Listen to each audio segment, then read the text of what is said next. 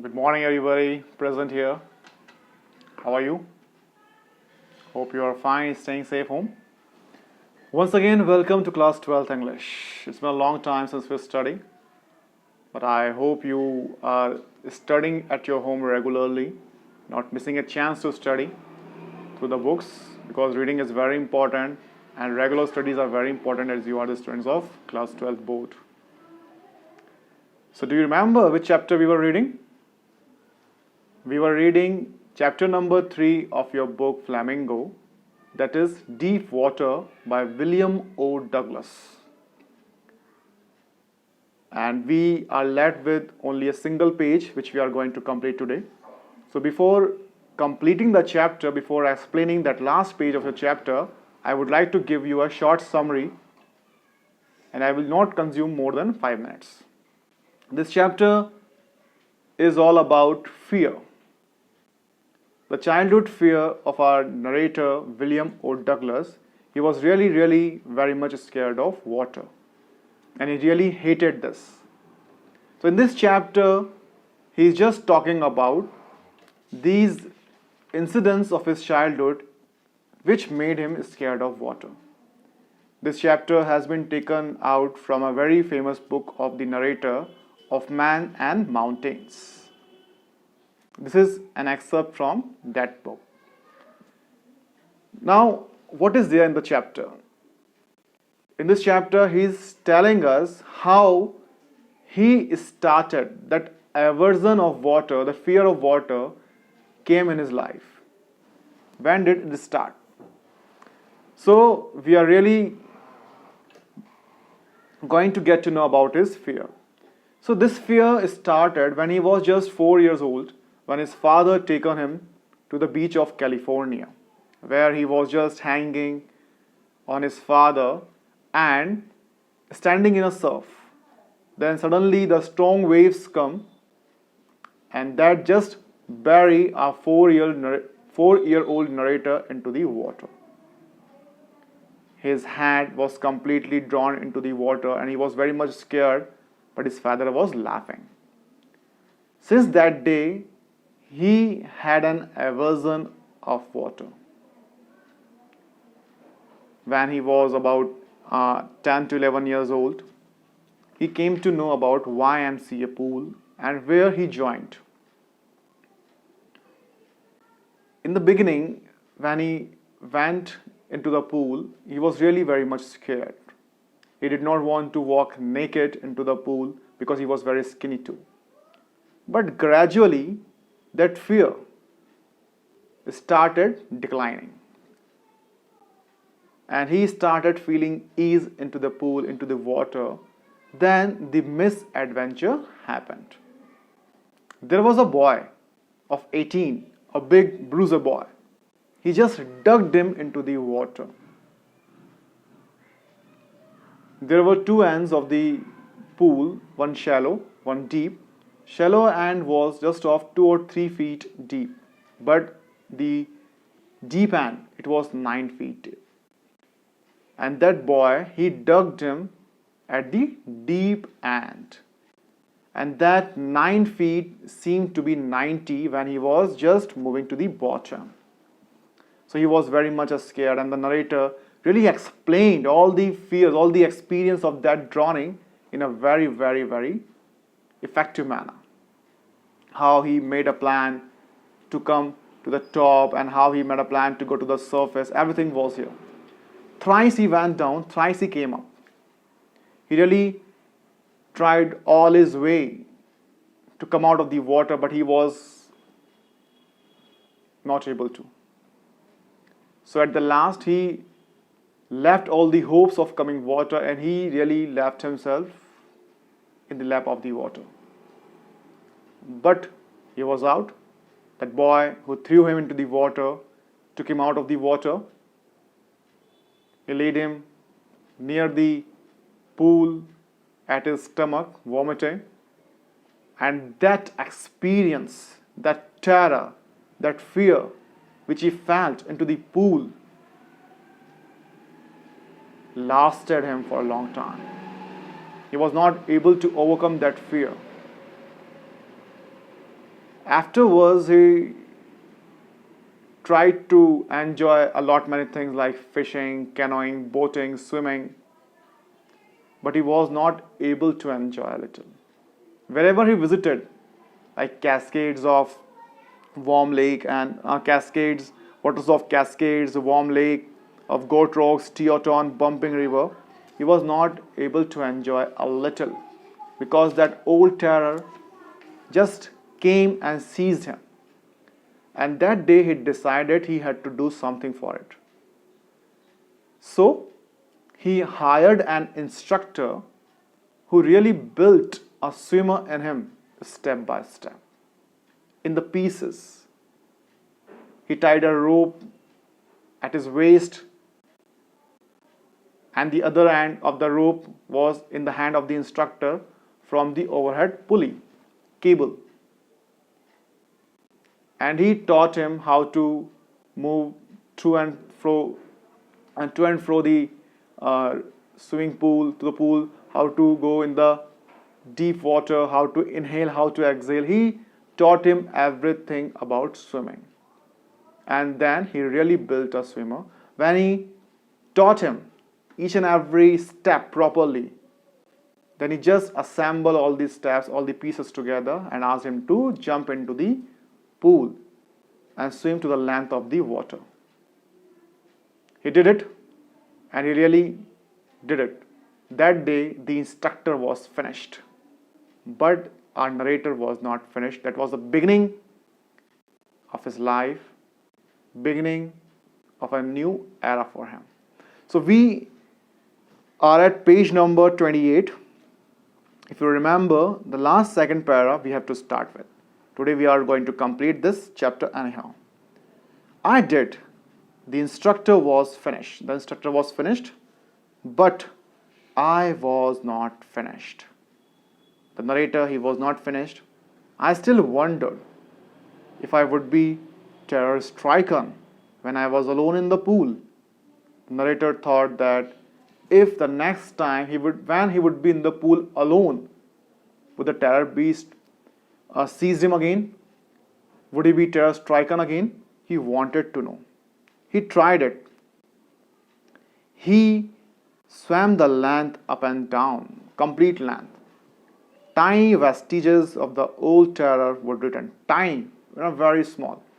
That old terror which he felt in his childhood when he was just 11 in the pool, that came back, but not whole in the past.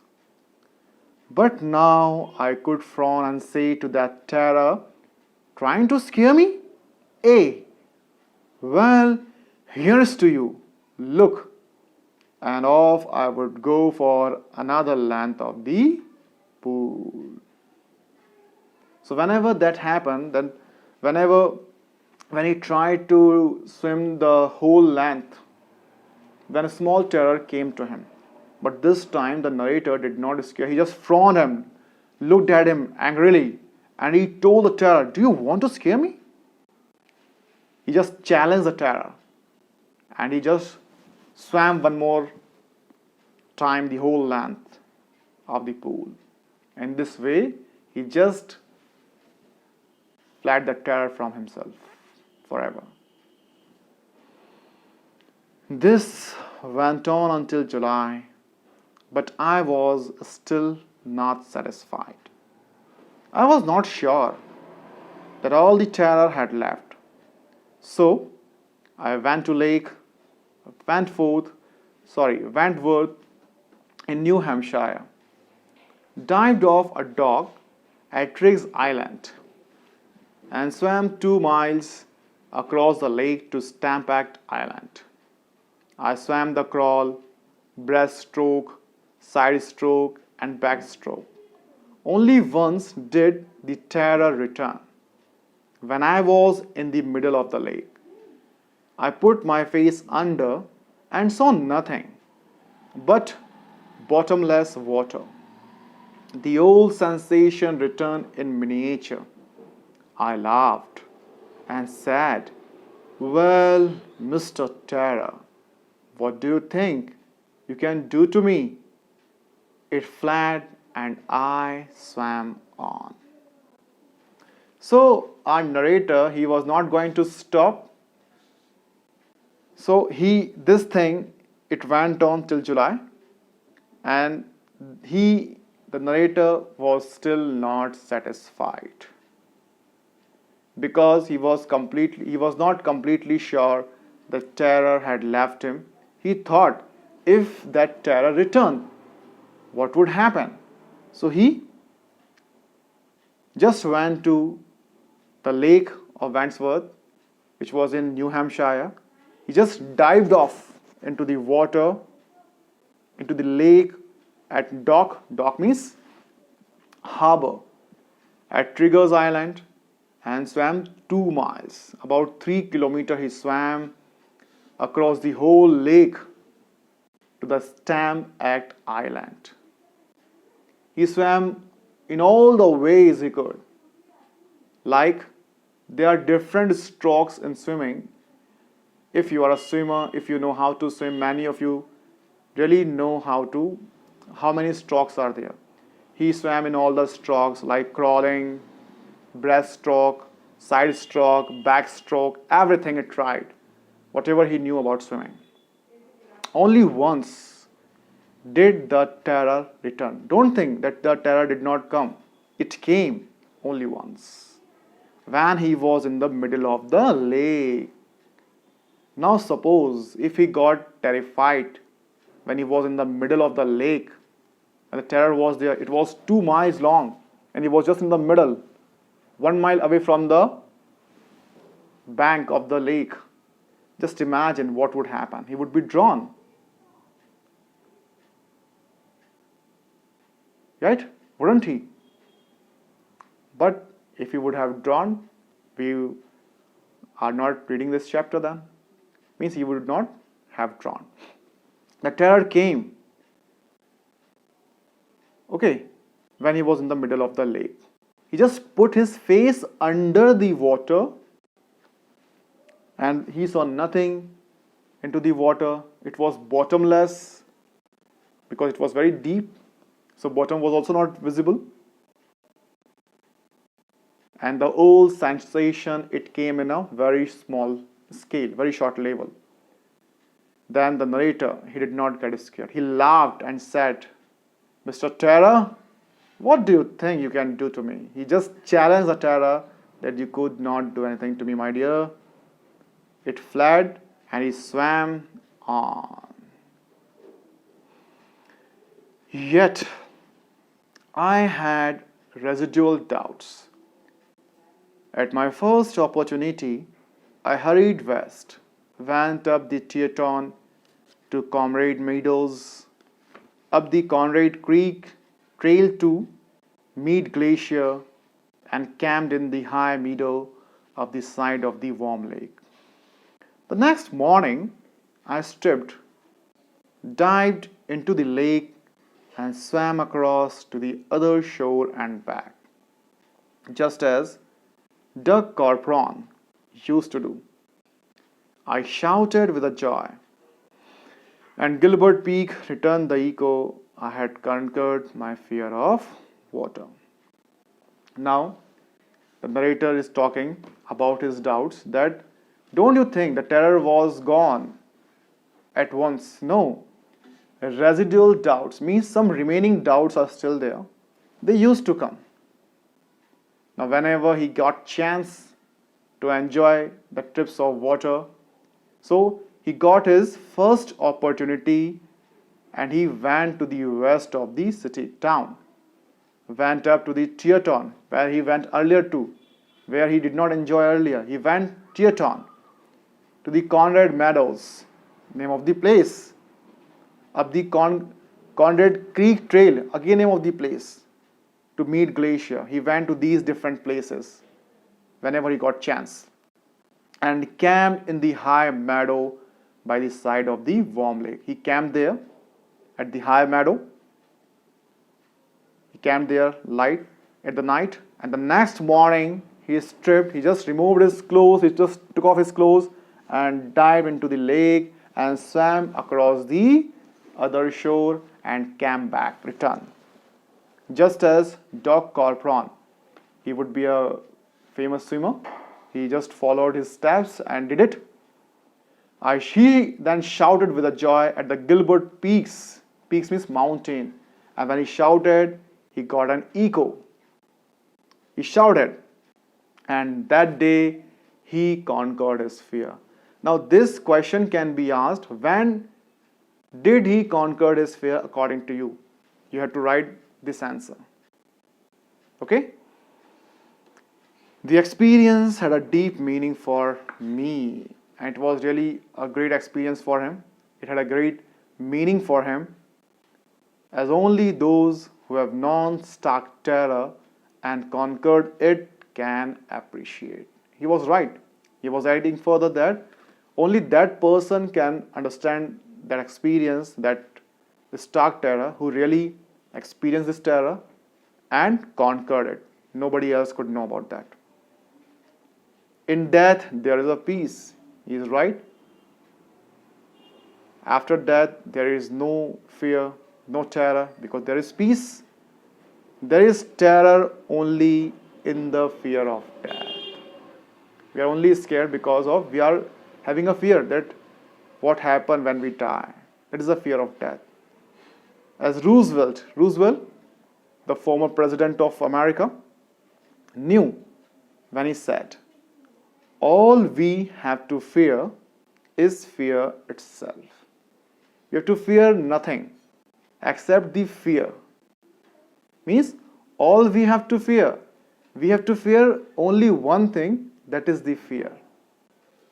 डर के अलावा किसी और चीज से नहीं डरना चाहिए, और इस डर को जीत लो, then there is nothing to fear.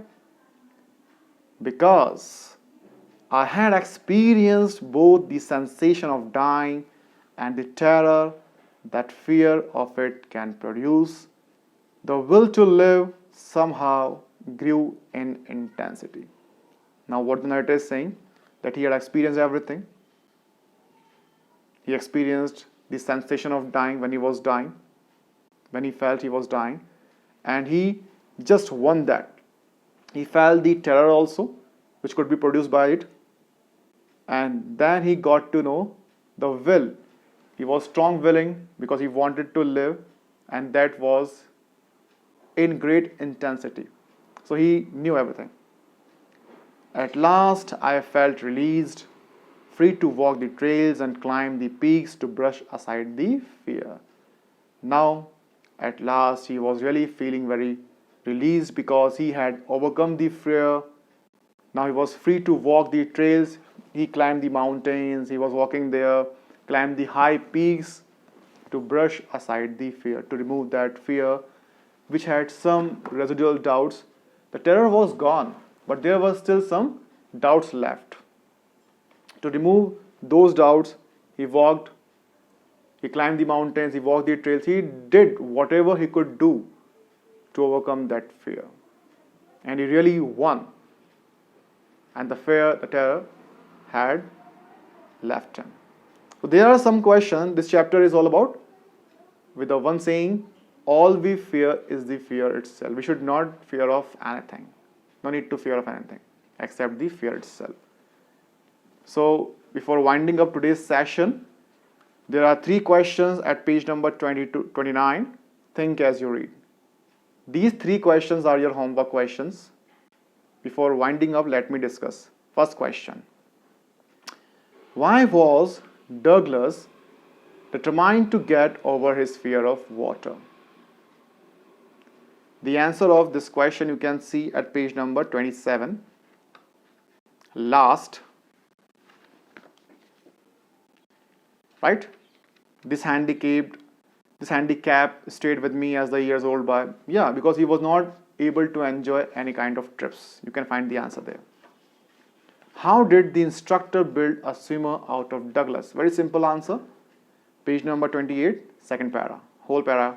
Now you can just mix the lines together in your own language. How did Douglas make sure that he conquered the old terror?